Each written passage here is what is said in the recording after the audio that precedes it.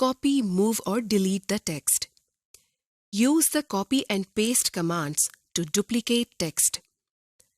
अब हम आपको बताते हैं कि प्रेजेंटेशन में टेक्स्ट को डुप्लीकेट किस तरह किया जाता है। टेक्स्ट को डुप्लीकेट करने के लिए हम कॉपी और पेस्ट के टूल इस्तेमाल करते हैं। मसलन हमने कोई टेक्स्ट लिखा, जैसे वर्चुअल यूनिवर्सिटी। अब हम इसकी एक और डुप्लीकेट तैयार करना चाहते हैं। इसके लिए हम सबसे पहले इस टेक्स्ट को सिलेक्ट करते हैं। अब हम इसको कॉपी करते हैं। इसके लिए आपको होम टैब में ये टूल नजर आ रहा है, जिसे हम कॉपी टूल कहते हैं। अब हम इस पर यानी कॉपी टूल पर क्लिक करते हैं या कीबोर्ड से Ctrl+C प्रेस करते हैं। हमारा टेक्स्ट जो हमने सिलेक्ट किया हुआ है कॉपी हो गया है। अब हम इसे पेस्ट करना चाहते हैं, तो इसके लिए हमें पेस्ट टूल का सहारा लेना पड़ेगा। इसके लिए भी हमें दोबारा होम टैब की तरफ जाना होगा। कॉपी टूल के बिल्कुल साथ ही बाएं तरफ हमें ये टूल नजर आ रहा है। इसे पेस्ट टूल कहते हैं।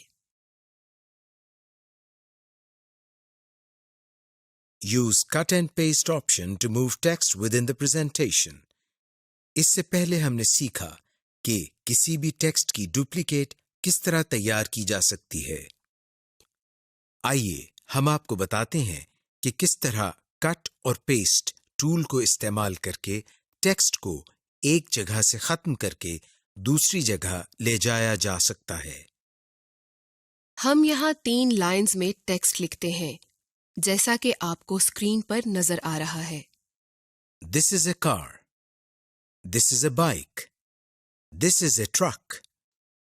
अब अगर हम चाहते हैं कि पहली लाइन का टेक्स्ट वहां से खत्म होकर तीसरी लाइन में आ जाए, तो उसके लिए हम कट और पेस्ट टूल की मदद लेते हैं। इसके लिए हमें होम टैब में कॉपी टूल के ऊपर ये टूल नजर आ रहा है। इसे हम कट टूल कहते हैं। सबसे पहले हम पहली लाइन के टेक्स्ट को सिलेक्ट करते हैं। इसके बाद हम कट टूल पर क्लिक करते हैं या कीबोर्ड से Ctrl+X को प्रेस करते हैं। जैसे ही हम कट टूल पर क्लिक करते हैं, तो हमारा सिलेक्टेड टेक्स्ट यानी पहली लाइन वहां से खत्म हो जाती है। अब हम चाहते हैं कि यही लाइन सबसे आखिर में आ जाए, तो हम कर्सर को आखिरी लाइन पर ले जाते हैं।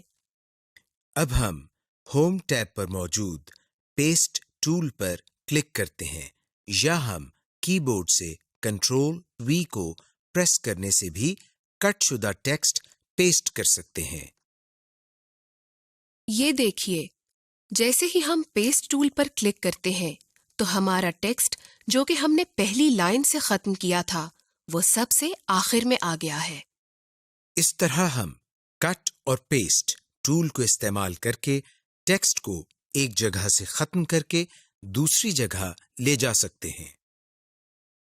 Delete the selected text. अब हम देखते हैं कि पावर पॉइंट में सिलेक्टेड टेक्स्ट को किस तरह डिलीट किया जा सकता है। सबसे पहले हम यहाँ कोई टेक्स्ट लिखते हैं। मसलन हम यहाँ सॉफ्टवेयर टाइप करते हैं। अब टेक्स्ट को सिलेक्ट करने के लिए हम माउस की मदद से इस पर डबल क्लिक करते हैं। ये देखिए, हमारा टेक्स्ट सिलेक्ट हो गया है। अब हम आपको बताते हैं कि इसको डिलीट कैसे किया जा सकता है। कीबोर्ड पर मौजूद डिलीट बटन की मदद से हम सिलेक्टेड टेक्स्ट को डिलीट कर सकते हैं। ये देखिए, हमारा सिलेक्टेड टेक्स्ट डिलीट हो गया। Copy, move, duplicate the images. Presentation में इमेज को इंसर्ट करना तो हम आपको पहले ही बता चुके हैं। इसी तरीके से आप एक इमेज इंसर्ट कर लें।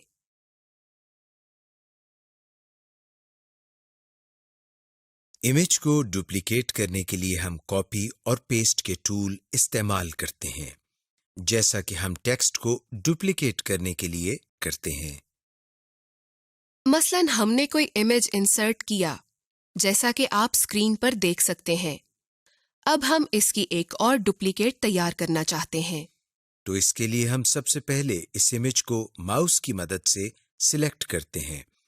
जब हम माउस इमेज के ऊपर लेकर जाते हैं तो हमारे सामने ये एक निशान बन जाता है जिसके चारों तरफ एरोज बने हुए हैं।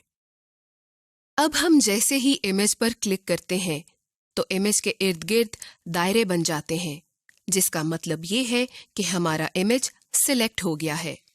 अब हम इसको कॉपी करते हैं, जिसके लिए हमें पहले की तरह होम टैब की तरफ जाना पड़ेगा।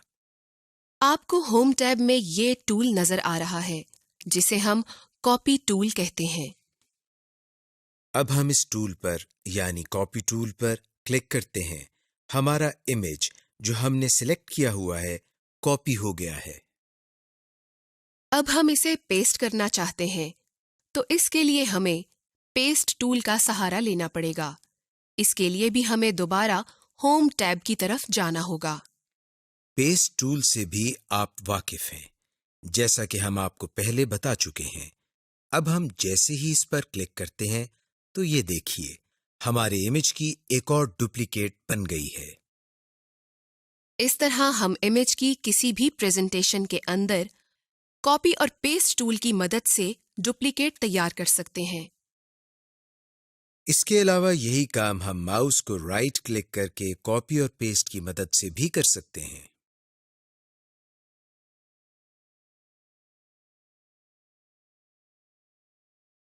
Text formatting. अब हम टेक्स्ट फॉर्मेटिंग के लिए होम टैब पर मौजूद फॉन्ट टूल बॉक्स के बारे में सीखेंगे। फॉन्ट। सबसे पहली ऑप्शन जो आपको इस टूल बॉक्स में नजर आ रही है उसे फॉन्ट कहते हैं। ये एक ड्रॉप डाउन बॉक्स है।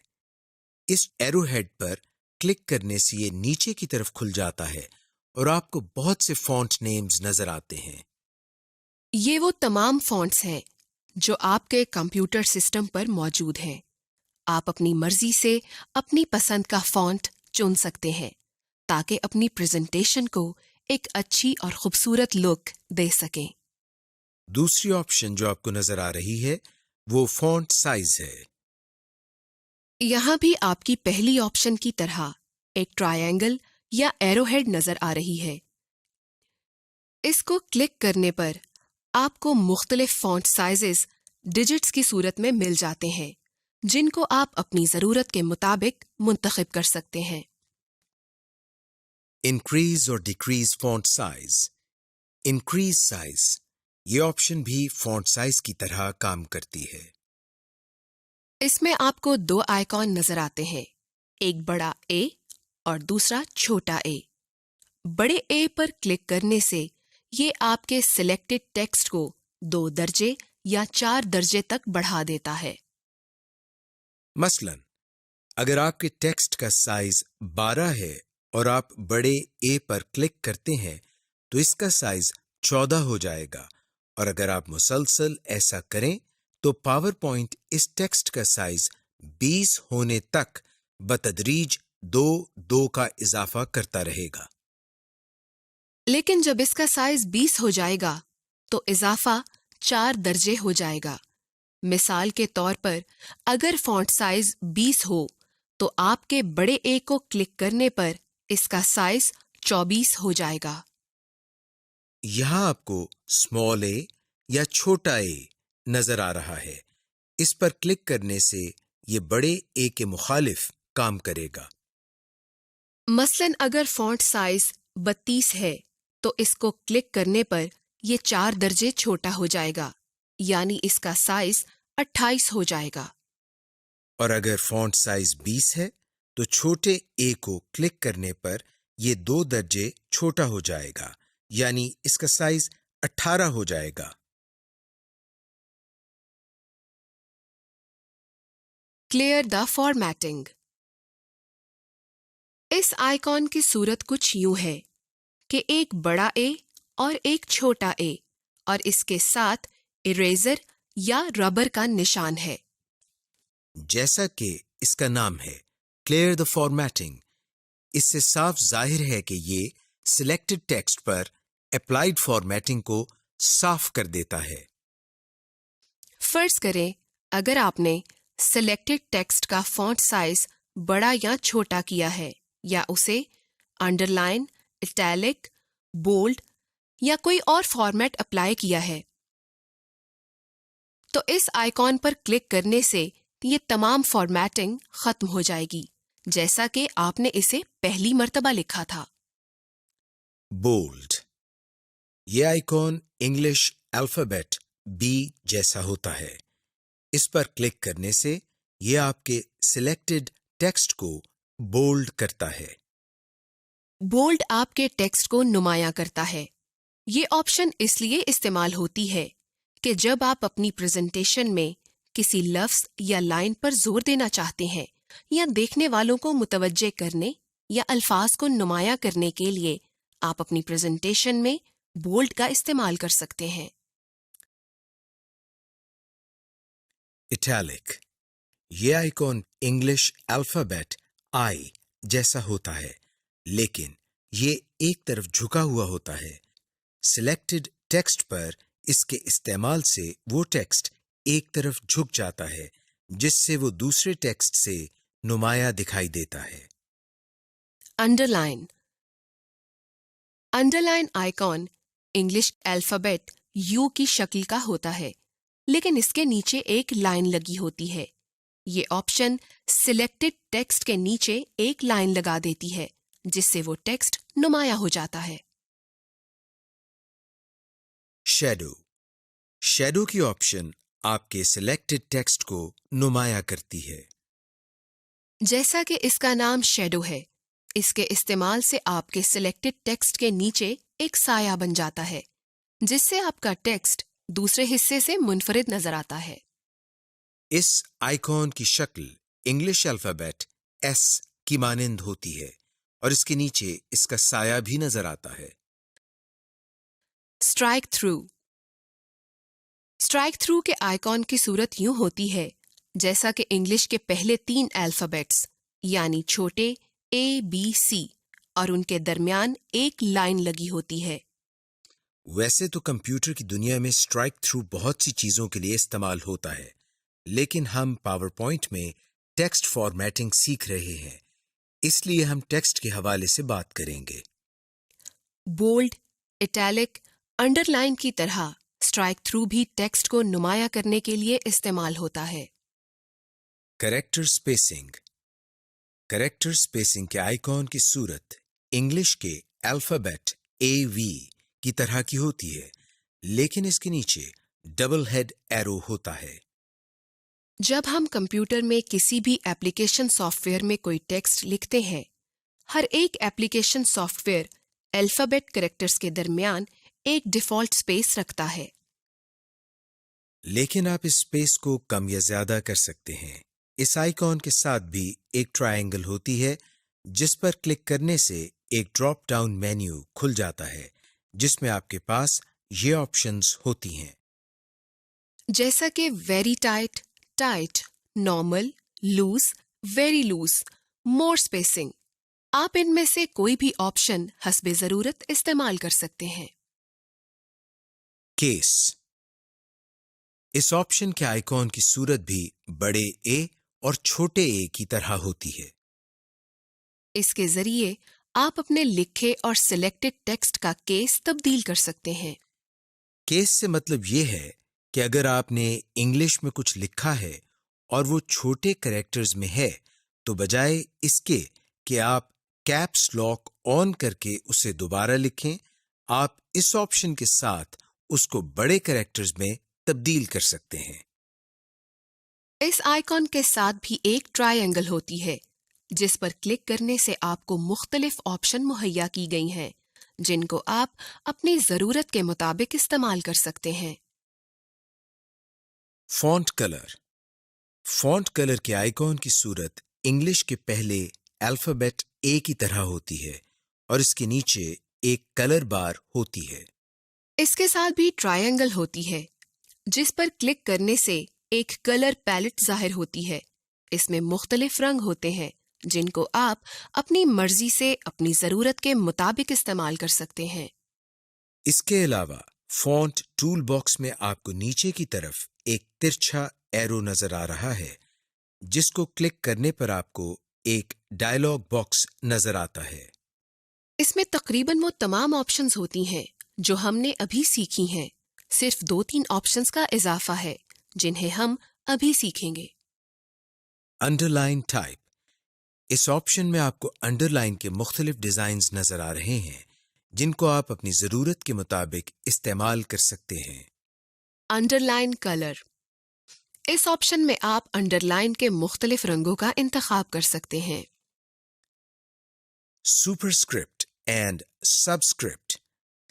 अगर आपने रियाजी के सवालात या इक्वेशन लिखनी हो और उसमें किसी की पावर या बेस वैल्यू लिखनी हो, तो आप सुपरस्क्रिप्ट और सबस्क्रिप्ट इस्तेमाल कर सकते हैं।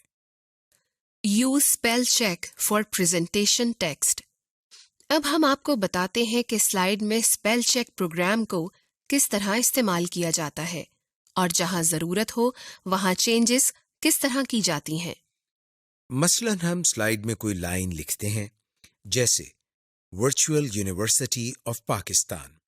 इस लाइन में यूनिवर्सिटी के स्पेलिंग्स गलत हैं और इसके नीचे एक सुर्ख लाइन भी आ गई है। हम आपको बताते हैं कि किस तरह स्पेल चेक प्रोग्राम को यूज करके ये स्पेलिंग सही कर सकते हैं। इसके लिए हम रिव्यू टैब में से स्पेलिंग की कमांड पर क्लिक करते हैं या कीबोर्ड पर मौजूद F7 की प्रेस करते हैं। ये देखिए, स्पेलिंग की कमांड पर क्लिक करने से हमारे सामने एक बॉक्स ओपन हो गया है, जिसमें सबसे ऊपर नॉट इन डिक्शनरी के नाम से एक ऑप्शन नजर आ रही है और इसके आगे एक बॉक्स है जिसमें हमें वो स्पेलिंग नजर आ रहे हैं जो कि गलत हैं। और इससे नीचे हमें चेंज टू के नाम से एक ऑप्शन नजर आ रही है, जिसके आगे बॉक्स में सही स्पेलिंग्स दिए गए हैं। और इसके नीचे हमें सजेशंस के नाम से एक ऑप्शन नजर आ रही है, जिसमें हमें सही स्पेलिंग्स के बारे में सजेशन दी जा रही है। अब हम अगर ये स्पेलिंग ठीक करना चाहें तो इसके लिए हमें चेंज के नाम से एक बटन नजर आ रहा है। हम इस पर क्लिक करते हैं। चेंज के बटन पर क्लिक करते ही यूनिवर्सिटी के स्पेलिंग ठीक हो जाते हैं और इसके नीचे से सुर्ख लाइन भी खत्म हो जाती है। इस तरह हम स्पेल चेक प्रोग्राम को यूज करके अपनी जरूरत के मुताबिक स्पेलिंग्स ठीक कर सकते हैं। Graphics and charts. इस लेसन में हम आपको बताएंगे कि स्लाइड में मुख्तलिफ ऑब्जेक्ट्स मसलन लाइन्स, रेक्टेंगल, सर्कल वगैरह को किस तरह ड्रॉ किया जाता है। आप जान जाएंगे कि मुख्तलिफ ऑब्जेक्ट्स में कलर किस तरह फिल किए जाते हैं और इनका साइज किस तरह चेंज किया जाता है।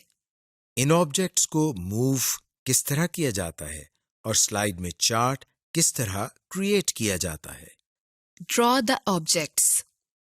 आइए हम आपको बताते हैं कि स्लाइड में डिफरेंट लाइंस को किस तरह ऐड किया जाता है। इसके लिए होम टैब में मौजूद ड्राइंग ग्रुप में हमें ये ऑप्शन नजर आ रही है, जिसकी मदद से हम स्लाइड में लाइंस लगा सकते हैं। अब हम इन स्टाइल्स में से ये लाइन स्टाइल मुंतखब करते हैं तो कर्सर की शक्ल चेंज होकर प्लस साइन की शक्ल इख्तियार कर लेती है। अब माउस की मदद से ड्रैगिंग करते हुए हम लाइन लगा सकते हैं।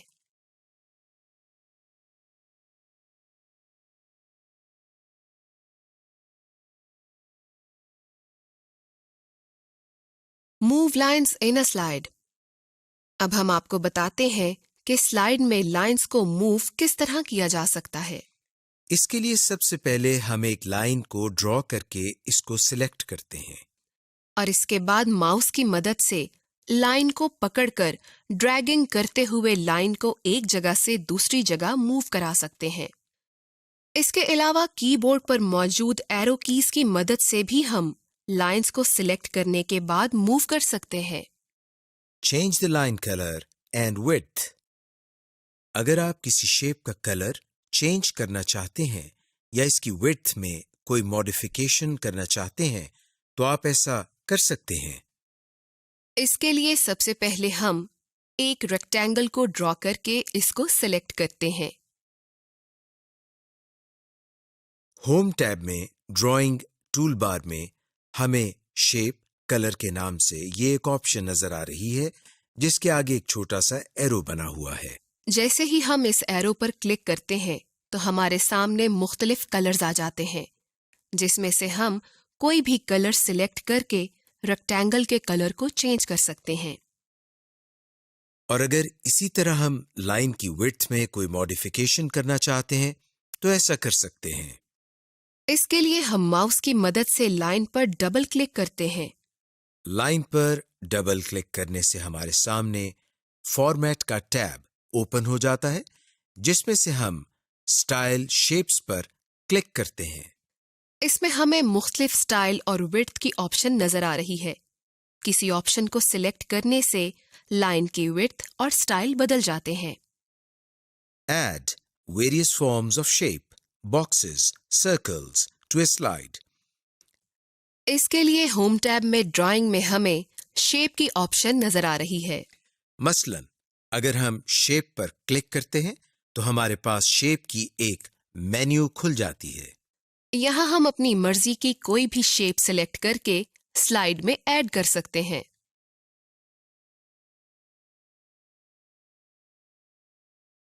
Rotate or flip a drawn object in the slide. अब हम आपको बताते हैं कि स्लाइड में किसी भी ऑब्जेक्ट मसलन रेक्टेंगल, सर्कल, लाइन वगैरह को रोटेट किस तरह किया जाता है। सबसे पहले हम इनमें से कोई भी एक ऑब्जेक्ट मसलन रेक्टेंगल ड्रॉ करते हैं। ये देखिए रेक्टेंगल को ड्रॉ करने के बाद इसके इर्द गिर्द सफेद दायरे से बन गए हैं जिनकी मदद से रेक्टेंगल को छोटा बड़ा किया जा सकता है। लेकिन इन सफेद दायरों के अलावा सबसे ऊपर एक सब्ज दायरा भी है जिसकी मदद से हम किसी भी ऑब्जेक्ट को रोटेट यानी घुमा सकते हैं। कर्सर इस दायरे के करीब ले जाने से कर्सर की शक्ल चेंज होकर एक गोल एरो की शक्ल इख्तियार कर लेती है। अब अगर आप माउस का बटन दबाकर रखते हुए इसको हरकत देंगे तो रेक्टेंगल रोटेट होना शुरू हो जाएगी।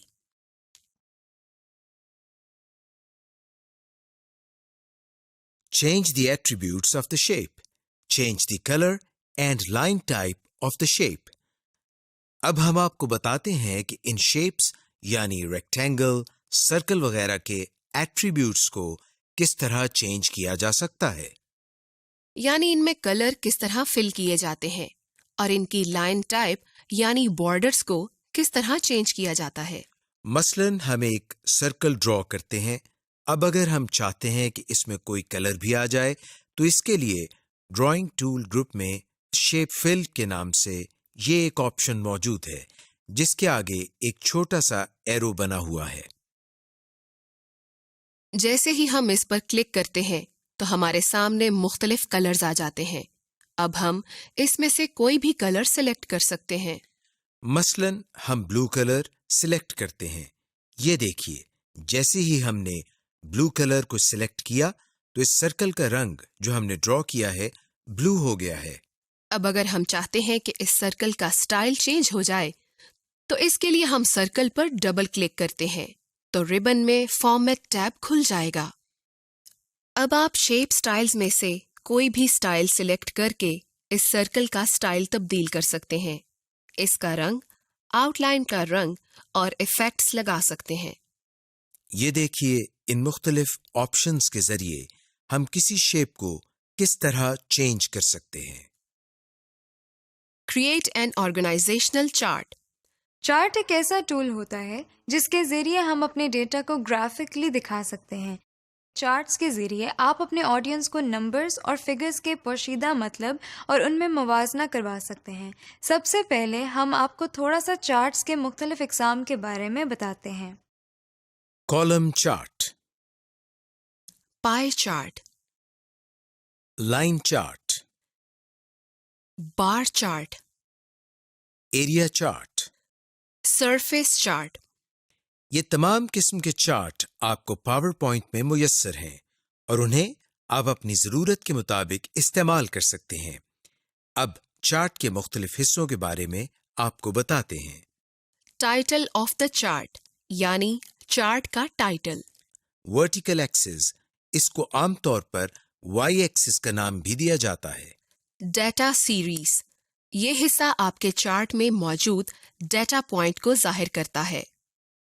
लेजेंड, इसमें आप अपने चार्ट में दिए गए डेटा के बारे में कुछ अहम मालूमात लिखते हैं और ये आमतौर पर एक्स एक्सिस के बारे में होता है कि कौन सा डेटा किस कैटेगरी में आता है और चार्ट में क्या स्केल इस्तेमाल किया गया है वगैरह।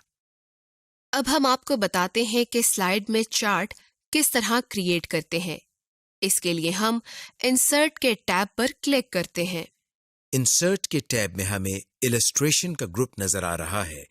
इसमें हमें चार्ट की ऑप्शन नजर आ रही है। जैसे ही हम इस चार्ट ऑप्शन पर क्लिक करते हैं तो हमारे सामने एक और डायलॉग बॉक्स ओपन हो जाता है। ये इंसर्ट चार्ट का डायलॉग बॉक्स है। इसमें बाएं जानिब हमें मुख्तलिफ टेम्पलेट्स नजर आ रहे हैं और दाएं जानिब हमें हर टेम्पलेट से मुताल्लिका स्टाइल नजर आ रहा है। इस टेम्पलेट मेन्यू में से अपनी जरूरत के मुताबिक कोई सा स्टाइल सिलेक्ट करें और ओके का बटन दबा दें। आपका मतलूबा चार्ट स्लाइड पर इंसर्ट हो गया है। अब हम इसमें टेक्स्ट लिखते हैं। इसको रीसाइज और इसकी लोकेशन भी तब्दील कर सकते हैं। Create different kinds of charts, bar chart, pie chart, etc. इसके लिए हम इंसर्ट के टैब में से चार्ट की कमांड पर क्लिक करके एक चार्ट बनाते हैं। और अगर हम इस चार्ट की टाइप को चेंज करना चाहते हैं तो इसके लिए हम इस पर राइट क्लिक करते हैं। राइट क्लिक करने से आपके सामने एक डायलॉग बॉक्स ओपन हो गया है। इस डायलॉग बॉक्स में से हम चार्ट टाइप को चेंज कर सकते हैं। मसलन column chart, bar chart, line chart, pie chart वगैरह। आप इसमें से जो चाहें वो टाइप सिलेक्ट करें और ओके के बटन पर क्लिक कर दें। मसलन हम इसमें से पाई चार्ट पर क्लिक करते हैं। ये देखिए, पाई चार्ट पर क्लिक करने से बार चार्ट तब्दील होकर पाई चार्ट हो गया है। इस तरह हम मुख्तलिफ किस्म के चार्ट्स स्लाइड में बना सकते हैं। Resize and move an image in a slide. पहले हम आपको बताते हैं कि इमेज का साइज किस तरह चेंज किया जाता है। जब भी हम कोई इमेज अपनी स्लाइड में इंसर्ट करते हैं तो उसके गिर्द सफेद दायरे से बन जाते हैं और जैसे ही हम कर्सर इन दायरों के करीब ले जाते हैं तो कर्सर की शक्ल चेंज हो जाती है। अब हम जिस तरफ से इमेज का साइज छोटा या बड़ा करना चाहते हैं वो कर सकते हैं। यानी कर्सर की मदद से इन एरोज को पकड़ के ड्रैग करने से इमेज को छोटा या बड़ा कर सकते हैं। और अगर हम इमेज को मूव करना चाहते हैं तो माउस से ड्रैग करते हुए इसको एक जगह से दूसरी जगह मूव कर सकते हैं या इमेज को सिलेक्ट करके कीबोर्ड पर मौजूद एरो कीज की मदद से भी इमेज को मूव किया जा सकता है। Import other objects, text, spreadsheet, table, chart और graphic files to slides. अब हम आपको बताते हैं कि स्लाइड में मुख्तलिफ ऑब्जेक्ट्स मसलन स्प्रेडशीट, ग्राफिक फाइल्स वगैरह किस तरह इंपोर्ट करते हैं। इसके लिए हम इंसर्ट के टैब से ऑब्जेक्ट की कमांड पर क्लिक करते हैं। ऑब्जेक्ट की कमांड पर क्लिक करने से हमारे सामने एक बॉक्स आ जाता है जिसमें हमें दो ऑप्शंस क्रिएट न्यू और क्रिएट फ्रॉम फाइल के नाम से नजर आ रही हैं। इसमें से हम क्रिएट फ्रॉम फाइल की ऑप्शन पर क्लिक करते हैं। क्रिएट फ्रॉम फाइल की ऑप्शन पर क्लिक करने से बॉक्स चेंज होकर ये शक्ल इख्तियार कर लेता है। इसमें हमें क्रिएट फ्रॉम फाइल के सामने एक खाली बॉक्स नजर आ रहा है, जबकि इसके नीचे ब्राउज का बटन भी मौजूद है। ब्राउज के बटन पर क्लिक करने से हमारे सामने एक बॉक्स ओपन हो जाता है जिसमें बहुत सी फाइल्स नजर आ रही हैं। इनमें स्प्रेडशीट्स, इमेजेस और बहुत सी दूसरी फाइल्स शामिल हैं। अब हम इसमें से जो ऑब्जेक्ट इंपोर्ट करना चाहते हैं इसको सिलेक्ट करते हैं और ओके के बटन पर क्लिक करते हैं। मसलन हम ये स्प्रेडशीट सिलेक्ट करके ओके के बटन पर क्लिक करते हैं। ओके के बटन पर क्लिक करने से हम दोबारा क्रिएट फ्रॉम फाइल वाले बॉक्स पर आ गए हैं। और अब इसके सामने इस ऑब्जेक्ट का तमाम पाथ नजर आ रहा है जो कि हम इंपोर्ट करना चाहते हैं। इसके बाद हम ओके के बटन पर क्लिक करते हैं। ओके के बटन पर क्लिक करने से हम दोबारा पावर पॉइंट की विंडो पर आ जाते हैं। ये देखिए, स्लाइड में वो स्प्रेडशीट आ गई है जो हमने इंपोर्ट की है। इस तरह हम मुख्तलिफ ऑब्जेक्ट्स इंपोर्ट कर सकते हैं। Copy an imported object to a master slide. अब हम आपको बताते हैं कि एक इंपोर्ट किए हुए ऑब्जेक्ट को मास्टर स्लाइड में किस तरह कॉपी किया जाता है। सबसे पहले तो हम एक मास्टर स्लाइड ओपन करते हैं। मास्टर स्लाइड ओपन करने के बाद हम इसमें एक ऑब्जेक्ट इंपोर्ट करते हैं। किसी भी ऑब्जेक्ट को इंपोर्ट करना तो आपको आ ही गया होगा, जैसा कि हम पहले ही आपको बता चुके हैं। ऑब्जेक्ट इंपोर्ट करने के बाद हम मास्टर व्यू क्लोज कर देते हैं। अब ये ऑब्जेक्ट हमारी मास्टर स्लाइड में कॉपी हो गया है। अब हम जितनी भी स्लाइड्स इंसर्ट करेंगे इसमें हर स्लाइड में ये ऑब्जेक्ट मौजूद होगा। इस तरह हम ऑब्जेक्ट को इंपोर्ट करके मास्टर स्लाइड में कॉपी कर सकते हैं। Add border effects to an object or picture. अब हम आपको बताते हैं कि किसी पिक्चर और ऑब्जेक्ट पर बॉर्डर इफेक्ट्स किस तरह ऐड किए जाते हैं, यानी इसके बॉर्डर पर किस तरह मुख्तलिफ स्टाइल्स अप्लाई कर सकते हैं। मसलन हम कोई स्प्रेडशीट इंपोर्ट करते हैं। अब अगर हम इसके बॉर्डर पर कोई इफेक्ट लगाना चाहते हैं तो किस तरह लगा सकते हैं। इस ऑब्जेक्ट पर राइट क्लिक करने से हमारे सामने एक मेन्यू ओपन हो जाता है। फॉर्मेट ऑब्जेक्ट की कमांड पर क्लिक करने से हमारे सामने एक बॉक्स ओपन हो जाता है। इसमें से हम लाइन कलर्स या लाइन स्टाइल्स के टैब पर क्लिक करते हैं, जिसमें से हम दूसरी ऑप्शन यानी सॉलिड लाइन में से हम इस ऑब्जेक्ट के बॉर्डर पर मुख्तलिफ स्टाइल अप्लाई कर सकते हैं। मसलन लाइन में कलर दे सकते हैं, इसका स्टाइल चेंज कर सकते हैं और इसका वेट या ट्रांसपेरेंसी कम या ज्यादा कर सकते हैं। हम अपनी मर्जी से इसमें से जो स्टाइल देना चाहते हैं उसको सिलेक्ट करते हैं और क्लोज के बटन पर क्लिक करते हैं। ये देखिए, इस ऑब्जेक्ट के बॉर्डर चेंज होकर वैसे ही हो गए हैं जो कि हमने सिलेक्ट किए हैं। Printing and distribution. Slide orientation को किस तरह चेंज किया जाता है। प्रेजेंटर के लिए स्लाइड में नोट्स किस तरह ऐड किए जाते हैं। स्पेल चेक प्रोग्राम को किस तरह यूज किया जाता है। स्लाइड को मुख्तलिफ व्यूज में किस तरह प्रिंट किया जाता है। सबसे पहले हम आपको बताते हैं कि आप स्लाइड प्रेजेंटेशन के लिए एक सूटेबल आउटपुट फॉर्मेट किस तरह सिलेक्ट करते हैं। इसके लिए हम डिजाइन टैब में पेज सेटअप की कमांड पर क्लिक करते हैं। आपके सामने पेज सेटअप का डायलॉग बॉक्स ओपन हो गया है। इसमें सबसे पहले आपको स्लाइड्स साइज्ड फॉर के नाम से एक ऑप्शन नजर आ रही है और इसके नीचे एक बॉक्स नजर आ रहा है जिसके आगे एक एरो बना हुआ है। आइए हम इस एरो पर क्लिक करते हैं। एरो पर क्लिक करने से हमारे सामने एक लिस्ट ओपन हो गई है जिसमें हमें मुख्तलिफ आउटपुट फॉर्मेट्स नजर आ रहे हैं। मसलन on screen show, letter paper, overhead, banner, 35 mm slide वगैरह। आप इसमें से वो आउटपुट फॉर्मेट सिलेक्ट कर सकते हैं जो कि आपको अपनी प्रेजेंटेशन के लिए सूटेबल लग रहा है। आप इसमें से कोई भी फॉर्मेट सिलेक्ट करके ओके के बटन पर क्लिक करें। आप देख रहे हैं कि आपकी प्रेजेंटेशन स्लाइड का फॉर्मेट चेंज हो गया है। चेंज स्लाइड ओरिएंटेशन लैंडस्केप और पोर्ट्रेट। आइए अब हम आपको बताते हैं कि स्लाइड की ओरिएंटेशन यानी डायरेक्शन या पोजीशन को किस तरह चेंज किया जा सकता है। स्लाइड को दो तरह की डायरेक्शन में चेंज किया जा सकता है, लैंडस्केप और पोर्ट्रेट। बाय डिफॉल्ट स्लाइड की डायरेक्शन लैंडस्केप होती है, यानी जब हम पावर पॉइंट को ओपन करते हैं तो स्लाइड लैंडस्केप होती है।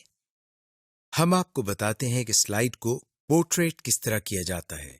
इसके लिए हम सबसे पहले डिजाइन टैब में पेज सेटअप पर क्लिक करते हैं।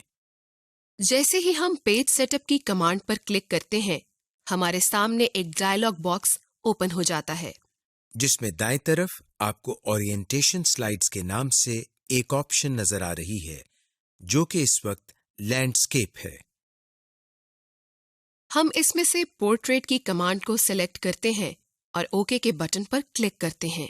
ये देखिए, जैसे ही हम ओके के बटन पर क्लिक करते हैं, स्लाइड ओरिएंटेशन लैंडस्केप से चेंज होकर पोर्ट्रेट हो गई है। इस तरह हम स्लाइड की ओरिएंटेशन को चेंज कर सकते हैं। Preview the presentation in slide, outline, slide sorter और नोट्स व्यू। जब हम कोई प्रेजेंटेशन तैयार कर लेते हैं तो उसके मुख्तलिफ प्रीव्यू भी देख सकते हैं। सबसे पहले हम आउटलाइन के बारे में बताते हैं। लेफ्ट पैन में आउटलाइन के टैब में क्लिक करने से आपको प्रेजेंटेशन की तमाम आउटलाइंस नजर आती हैं।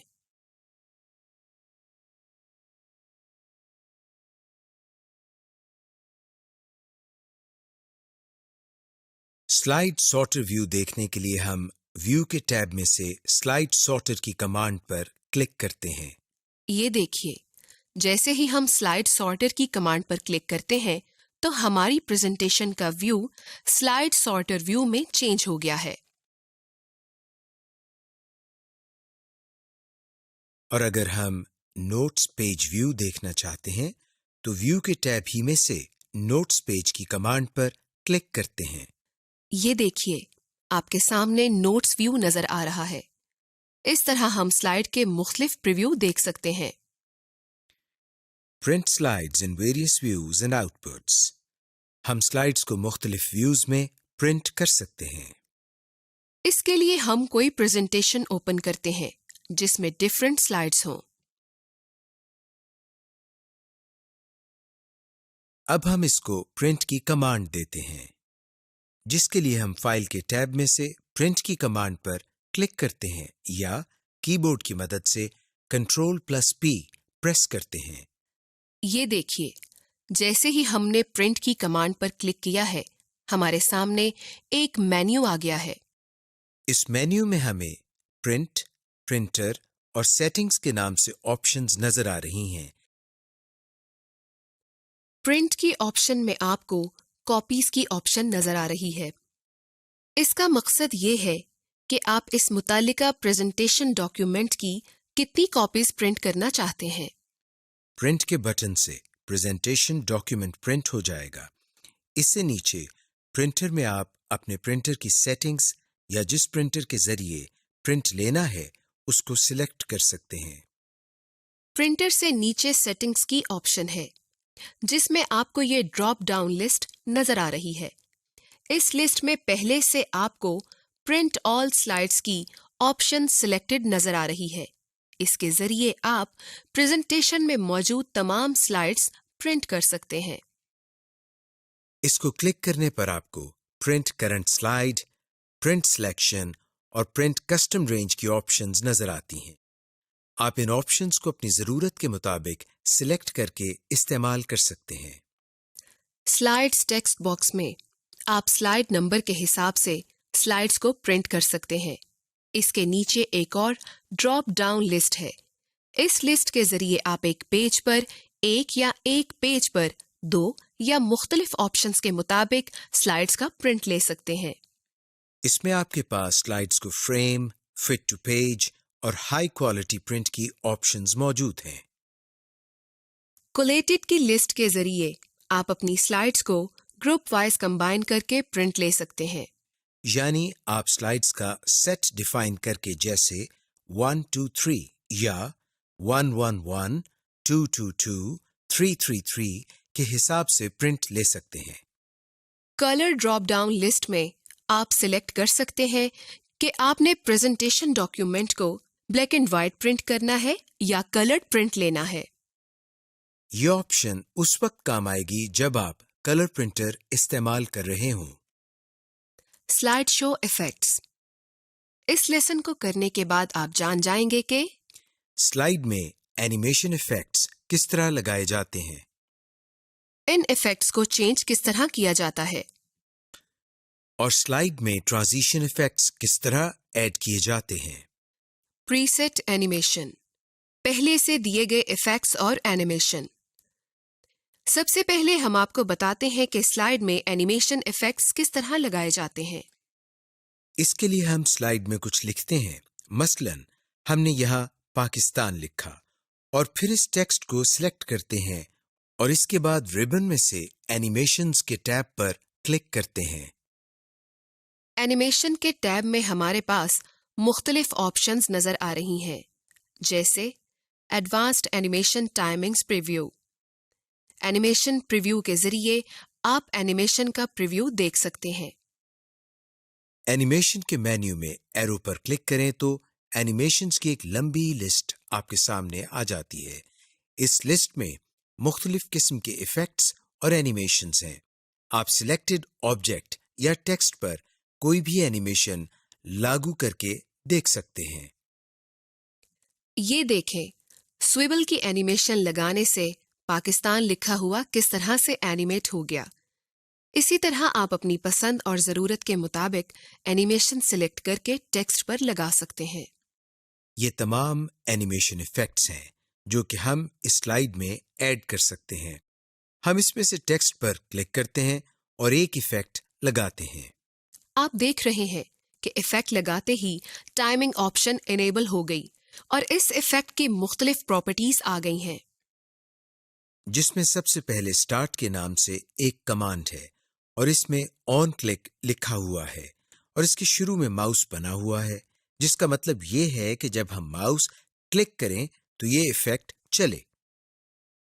इसी तरह ड्यूरेशन और डिले के नाम से दो और ऑप्शंस मौजूद हैं, यानी इस इफेक्ट की ड्यूरेशन क्या हो और ये इफेक्ट कितनी देर नजर आता रहे।